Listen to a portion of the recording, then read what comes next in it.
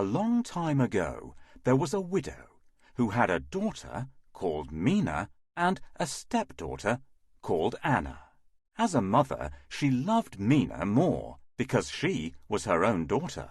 She loved Anna less because she was her stepdaughter. Mina was a very lazy girl, and her mother spoilt her by letting her have everything she wanted. Anna was never spoilt and was made to do all the housework, as well as the important job of spinning flax into thread. Anna enjoyed her work and was always happy doing things for other people. But Mina never, ever wanted to help anybody. So Anna grew into a hard-working and helpful young lady, while Mina grew lazy and bad-tempered. One evening, Anna was sitting spinning by the well when Rooster the cockerel strutted up to her. "It's getting late," he said, "and you should go home." "Thank you, Rooster, but I must finish this spinning first," she told him, and she began to spin as fast as she could. The spindle span faster and faster until the fine flaxen thread cut through her fingers and made them bleed. "Ouch!" she cried, and she let go of the spindle. It fell with little drops of her blood down, down, down into the deep, dark well. "Oh no!" she cried. "What am I going to do?" She went sadly home, and when she told her stepmother about the accident, her stepmother was very angry. "Go back to the well now," she shouted. "and don't come home until you've found that spindle." My stepmother gives me all the work to do. I have to spin all this flax before I go to bed.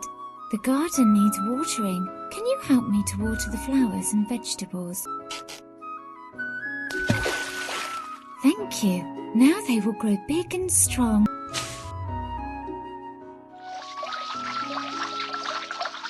Cock-a-doodle-doo! Have you any corn for my supper, Anna? Where is the bag of corn? Can you see it? All birds love corn and seeds. They also eat breadcrumbs and small berries. Thank you, Anna.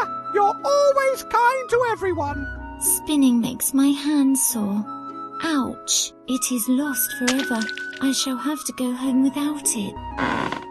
"You careless girl. Go back to the well now and don't come back until you've found that spindle." What should I do not? Should I jump into the well?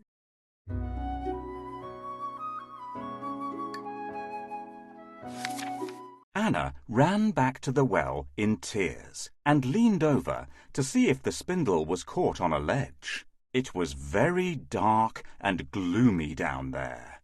Suddenly, her foot slipped and she lost her balance. Down, down, down she toppled into the deep, dark well. She went head over heels with a cry. Down, down, down she fell. And as she tumbled, she seemed to fall into a deep sleep. What a strange feeling it was! When she awoke, she found herself in a magical garden. She decided to follow the long silvery path in front of her and see where it led to. As she wandered amongst the beautiful flowers and trees, a delicious smell of newly baked bread wafted through the air, and she could hear someone crying. "Please help me," said the voice. "My bread is baked and it will burn if it is left any longer." Anna turned to see some loaves of bread baking in a brick oven. She did not want to see them burn, so she took them out carefully and left them to cool. "Thank you," replied the oven. "You are a warm and tender-hearted girl." I am happy to have helped you, replied Anna. Please can you tell me which way to go from here? "Just follow the path," answered the oven.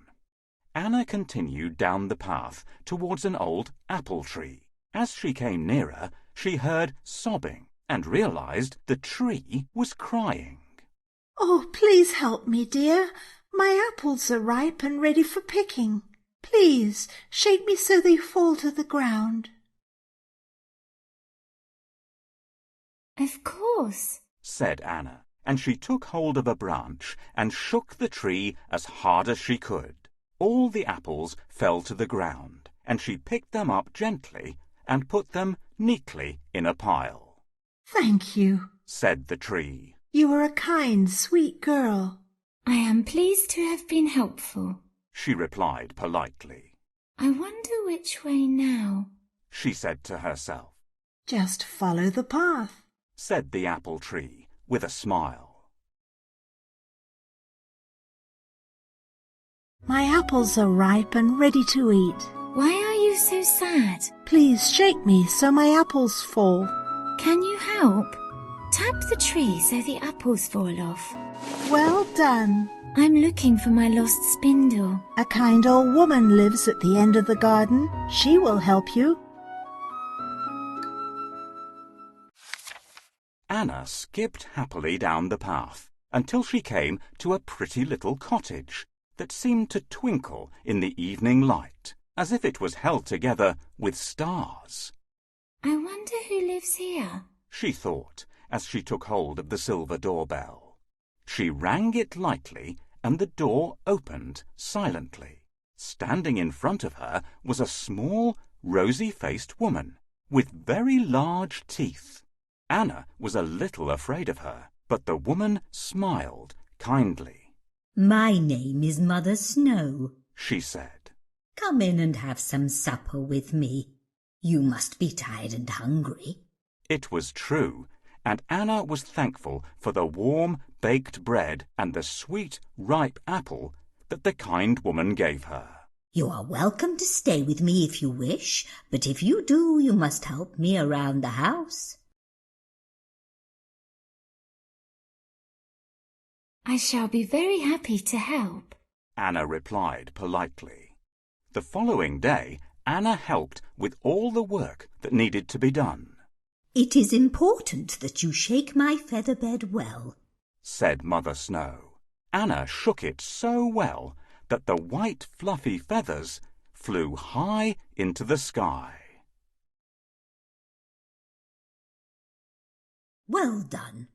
Now, look in here, said Mother Snow, pointing towards a beautiful crystal ball.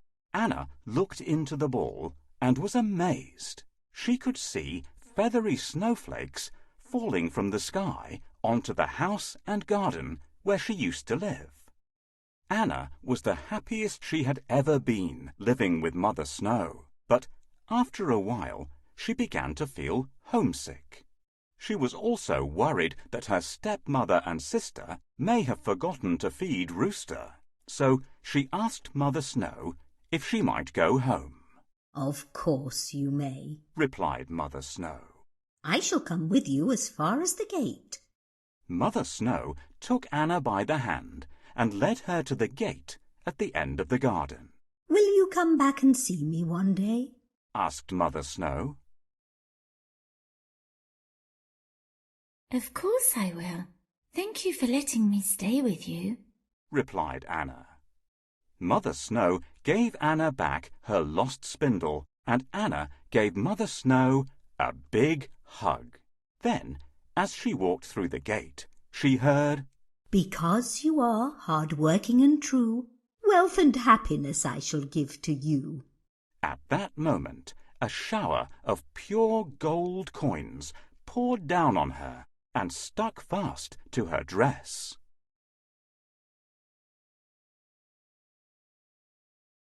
Mother Snow has asked me to shake her feather bed. Will you help me? Well done! The feathers are flying in the air. Well done! The feathers are flying in the air. Feathers look like snowflakes. That is a job well done. The feathers are flying high into the sky. Thank you for your kindness, Mother Snow, but I feel a little homesick. Please may I go home? I understand. Here is your spindle, and I'll come with you as far as the gate at the end of the garden. Oh, thank you. You found it and kept it safe for me. What can you see in my treasure chest? Thank you, Mother Snow.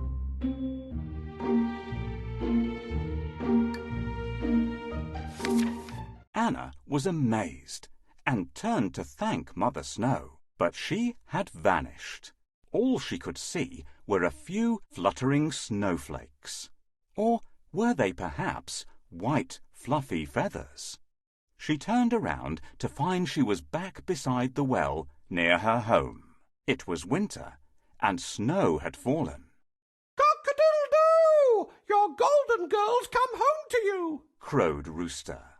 Anna ran home happily and told her stepmother and sister all about her adventure.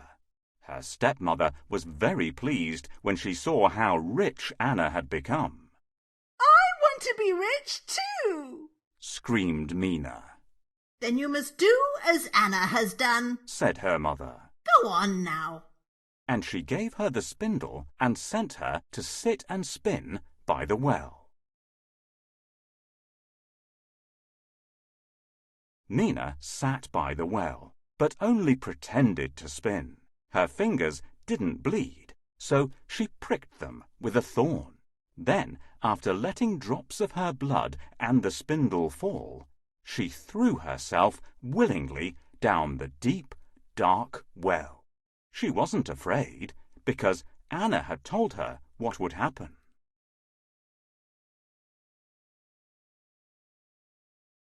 It's really cold here. Why did I go outside into the cold? Can you remind me, kids? Help me with the housework, Mina. No, I might dirty my hands.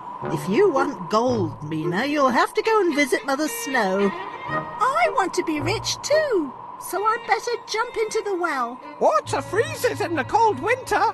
Maybe the well is frozen. I'll throw the spindle down first.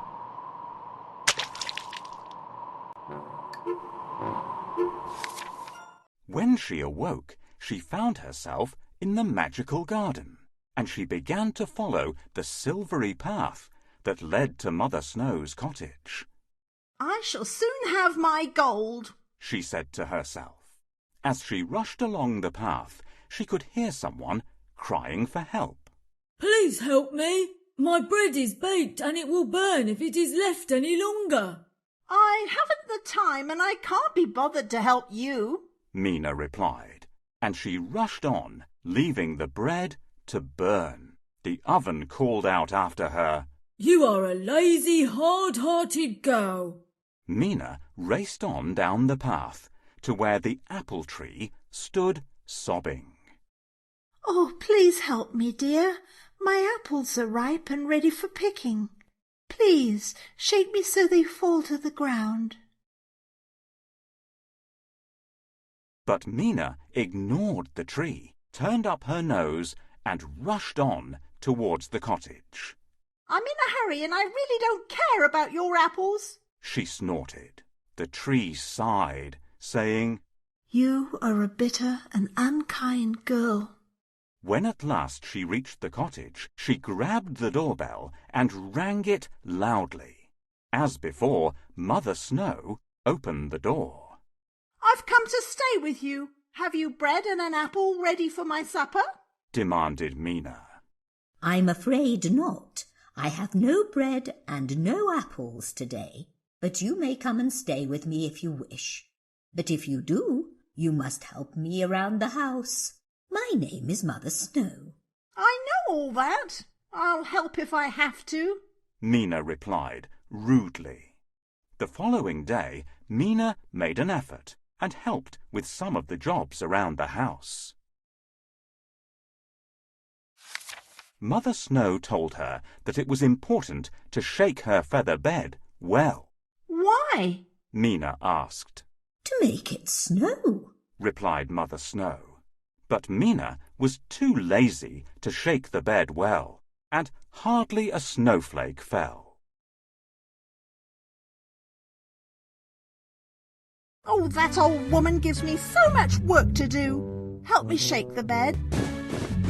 I'm too tired. I'm not doing any more. Come along, Mina. It's time for you to go home. That's good. I shall soon be rich like my sister. This is your reward. She is such a lazy girl. I have the perfect reward for her. On the second day, Mina hardly helped with any jobs. She never shook the feather bed either, and on the third morning, she didn't even bother to get up. Come along, Mina. Get out of bed. It is time for you to go home. I shall take you as far as the gate, said Mother Snow. Oh, good. This is when I get my gold, thought Mina. Mother Snow led her to the gate at the end of the garden. Can I have my reward now? Asked Mina. Oh, yes. You'll get your reward, said Mother Snow. Mina turned away and did not stop to say thank you or goodbye. Then, as she walked through the gate, she heard, Because you are lazy, rude and untrue, a shower of mud I shall give to you. At that very moment, a shower of sticky mud and rubbish poured down all over her and stuck fast. So Mina went home cold, ashamed, and dirty. Cock-a-doodle-doo! Your muddy girl's come home to you, crowed Rooster.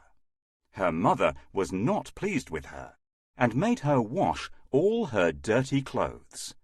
Mina was never quite so lazy, unkind, or rude ever again. Of course, Anna shared her riches with her stepmother and her sister, and her stepmother learned to love both her daughters equally. Rooster had a fine new hen house and plenty of corn to eat, and they all lived happily ever after. By the way, remember that whenever you see snow falling, you will know that Anna is visiting Mother Snow. If you look very carefully, you might even spot a white feather or two.